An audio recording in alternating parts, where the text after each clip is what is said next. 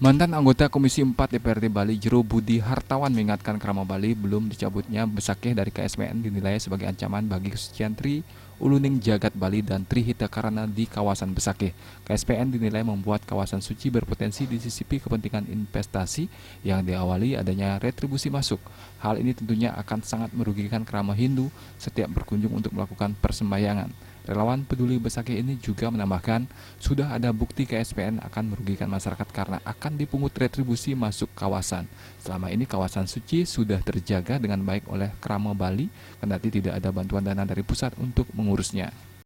Tentu dari 11 titik yang dijadikan agenda kawasan pariwisata nasional, kami sudah mencoba apa yang sudah terbukti satu di Gili Menjangan. Gili Menjangan sudah menjadikan kawasan pariwisata nasional. Coba kita lihat, masyarakat ke sana sembahyang, mereka harus membayar tiket 50.000 per orang. Bayangkan, itu sudah menjadi kawasan pariwisata nasional. Dan kemudian belum speedboatnya. Penuh atau tidak penuh tetap 250.000. Oleh karena itu, kalau sekarang Besakeh dijadikan kawasan pariwisata nasional, kalau mereka juga harus membayar tiket seperti itu, saya rasa umat Hindu merasa keberatan secara nasional, secara umum. Hal senada juga disampaikan praktisi pariwisata Bali Debagus Surakusuma.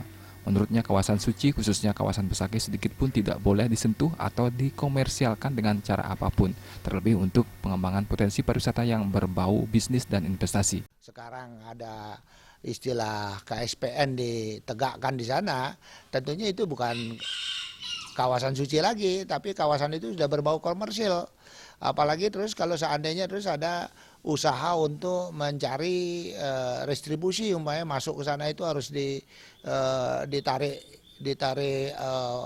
biaya masuk, umpamanya kayak begitu. Saya pikir sudah harus difikirkan masa-masa kembali lah.